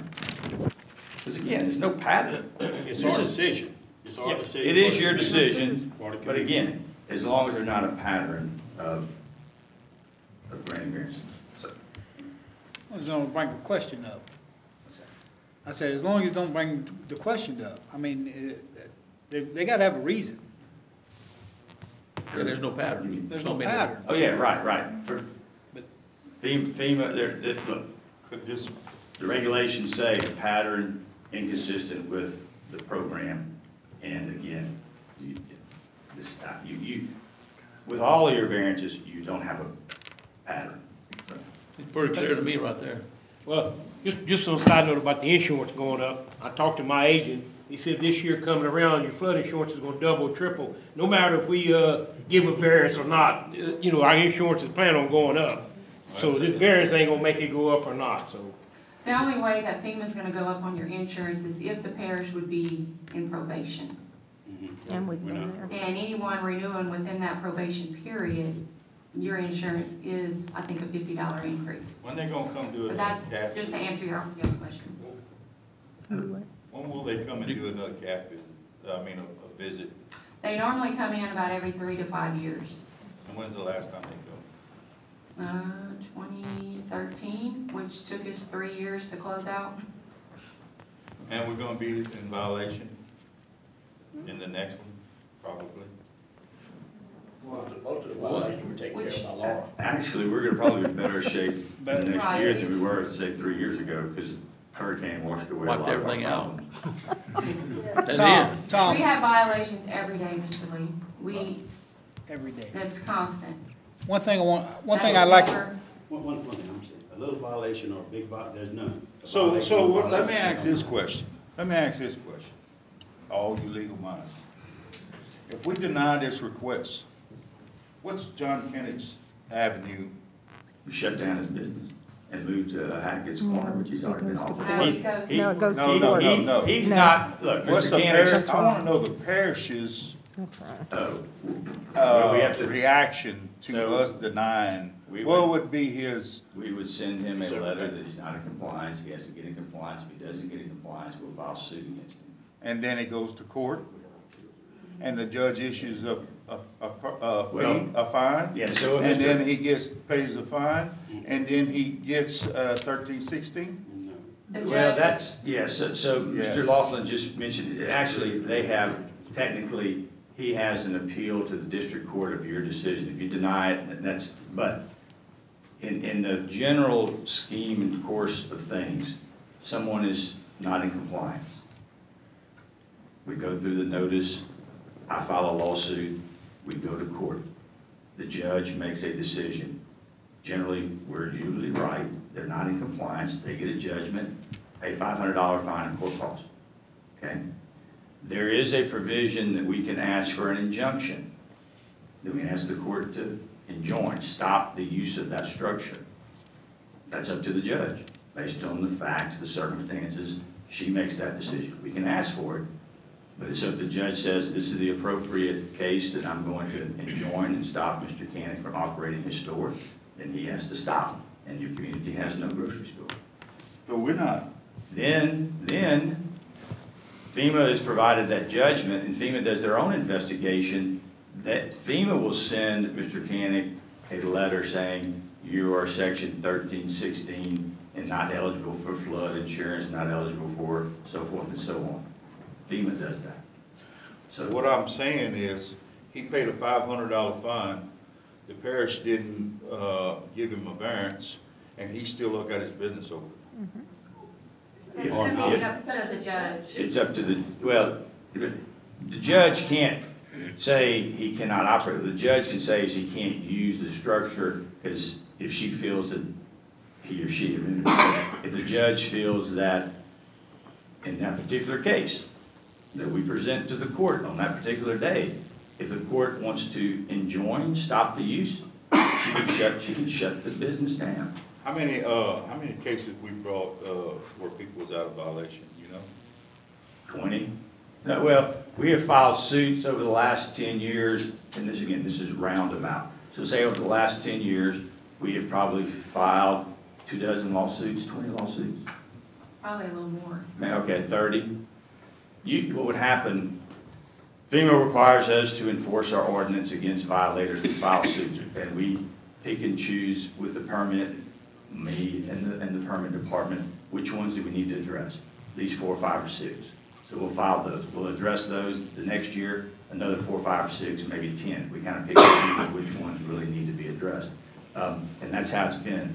So 4, 5, 6, maybe 10 every year, basically every year for the last, 2010 to 2018. I don't know, none's been filed in the last 2 years. What's the outcome then? Generally speaking, $500 fine, court costs, and we're done. We only don't. They typically can continue what they was doing. That's correct, but these are mostly residents, or camps.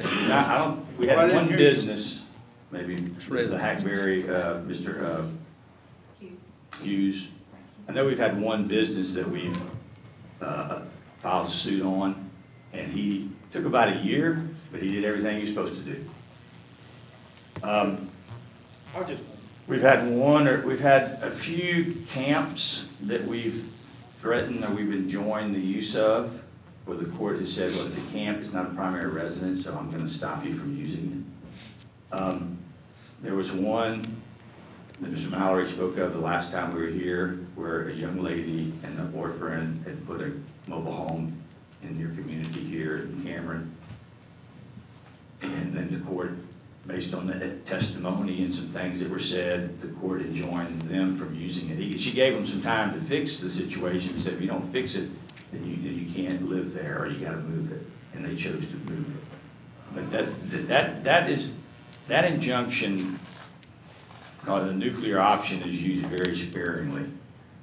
Camps, maybe a commercial business, but we generally don't want to throw people out of their home if that's their primary residence. And that's my whole thing.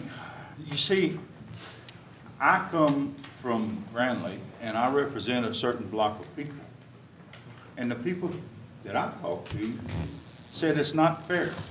It's not fair for us to issue a variance for a business, and we don't want to issue a variance for them. And they can't see how it's right. How many Well, I can see how it's right. They can't see how it's right. They gotta follow the rules. They gotta pay, they gotta elevate their homes, they gotta do everything right.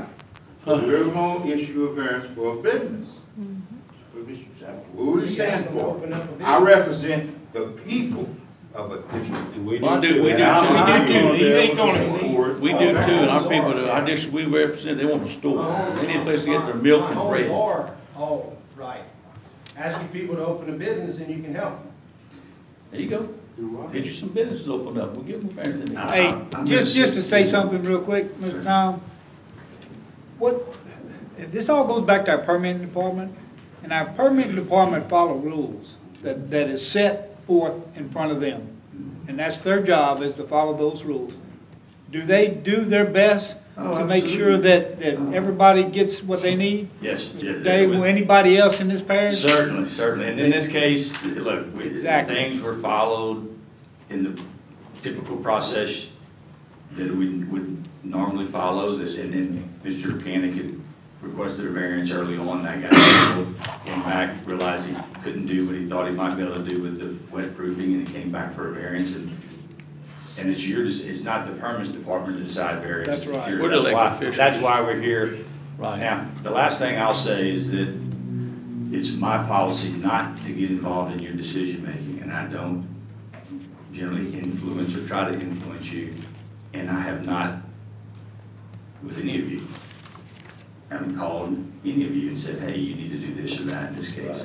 Because again, that's your decision. I've always said, I'm your lawyer, and that's what I'll be. I'm not here to tell you what to do or try to influence you. Right. So I will make that clear that somebody thinks that I have tried to influence your decision. I think you have the right to make this decision, but that's it.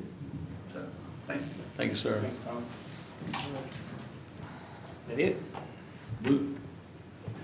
Any agenda item questions? I got a couple on the agenda. Shoot. Out of 23, has to do with a wheelchair lift. Are we required by law to have secondary access for handicapped people in all our public buildings, or just certain public buildings? Does everything, Randy? Anything Handicap public requires access. ADA. Yeah, public buildings. So can we do away with that lift? Do we have an elevator going to be installed in that building? That's on the Johnson Bayou Library. That's where they're gonna be the indoor elevator. We talking about putting an enclosed car on it? What was you trying to do, open it early to get the car in, or? They're gonna be. We're either gonna put a regular wheelchair ramp built like with lumber, and then we're also looking at trying to put an enclosed elevator like the vegetable like we have here instead, because all the lifts are rusting out. And I figured you would for the library, but my question is kind of two-phased. It also goes to the fire department to One Hollow Beach that they're talking about not redoing the elevator. Is that something we can do? Or is that always required by law to have that? You require by law, public, Yeah, they public can't. access, Mhm. public buildings that have ADA. Okay. Period. You don't have to have an elevator though. You can have, You can have a ramp. We have a ramp. As long as you have a second, You you have gotta have access. Correct. Yeah, okay.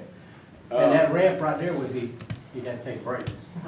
But in Holly, if you're saying Holly Beach, were you talking about the fire station? Fire station. Where do the fire stations fall? I forgot that our architecture is right. Fire stations don't have, Fire station typically can get a variance because they have to be able-bodied to fight a fire. You what? Right. yes. Fire marshal. It's not open to the public, it's just I for. understand. And that's why I asked if every public building was required or only certain public buildings. Okay. That answers my question. The only other one I have, Public access. the only other question I got on the agenda is number 13. And I want to make a public statement here on that one.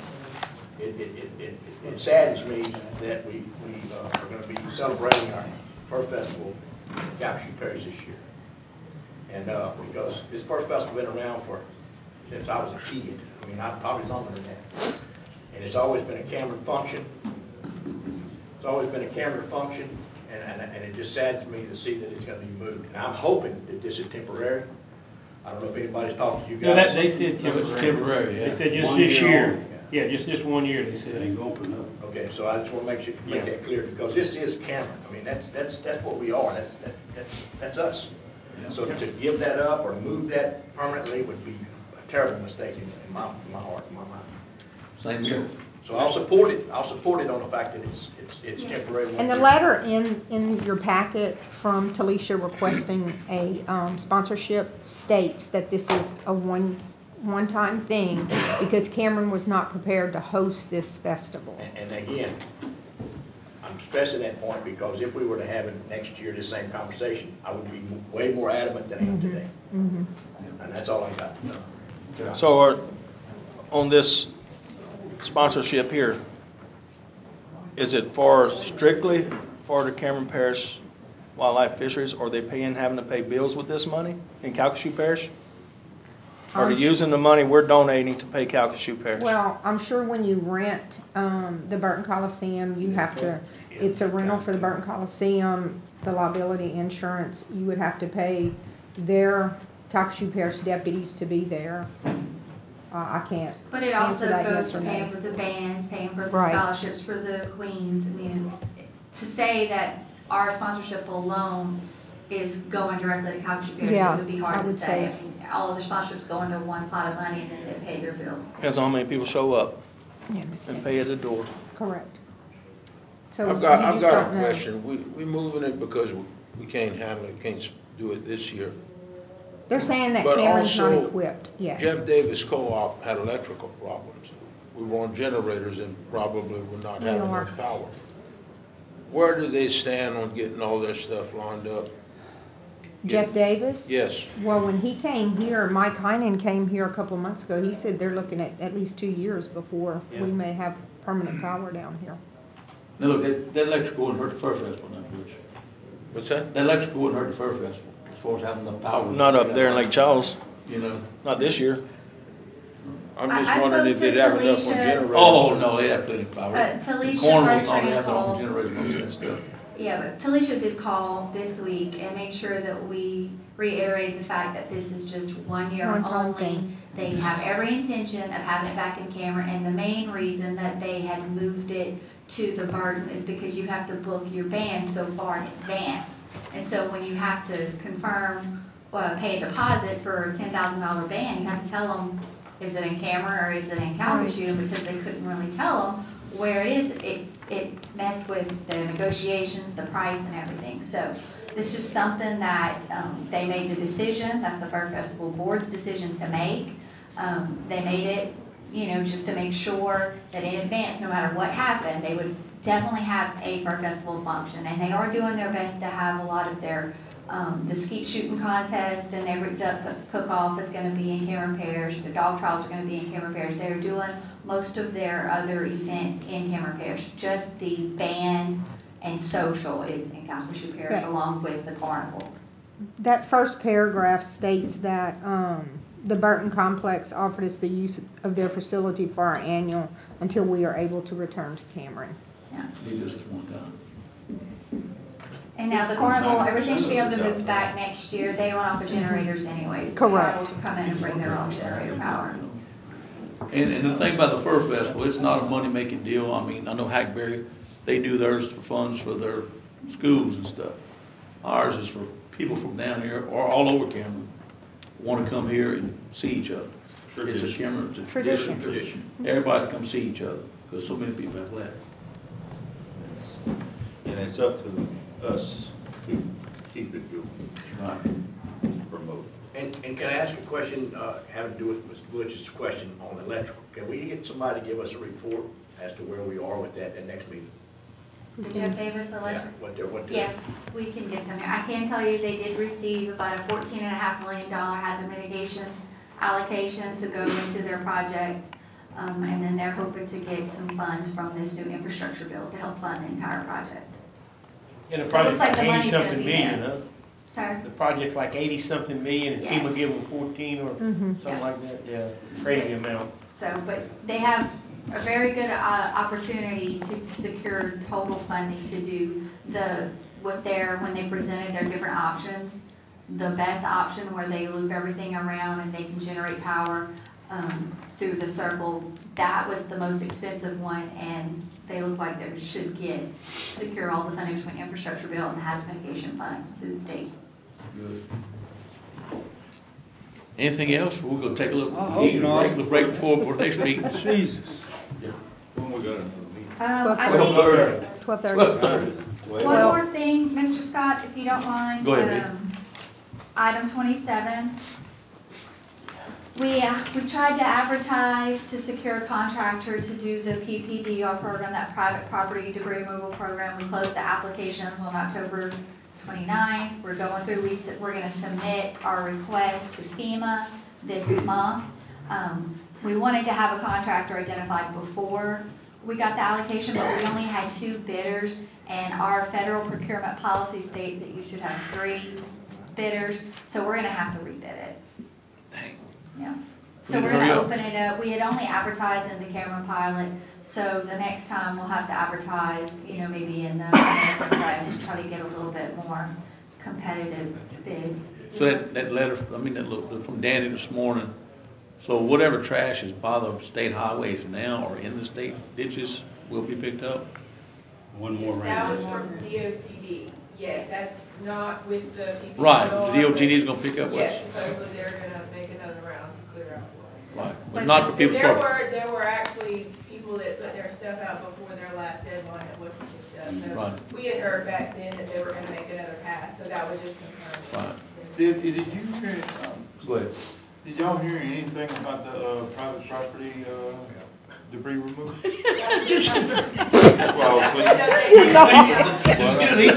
What she said? Say it We're again. gonna have to I didn't hear. rebid it. We only received 2 bids for that program, and we need 3 according to our federal procurement policy, so we're gonna have to rebid it. FEMA didn't give us the okay to do it? No, we only had 2 bidders, they needed 3. Only had 2. Gotta have 3. You wanna bid on it? Man. You can't bid on it? I'm not doing that. I tell you the truth, I was reading Yes. something down here and I wasn't paying attention. Y'all ready to take a Y'all- break? y'all- Meeting adjourned till 12:30. I had a And question. no add-ons, yay.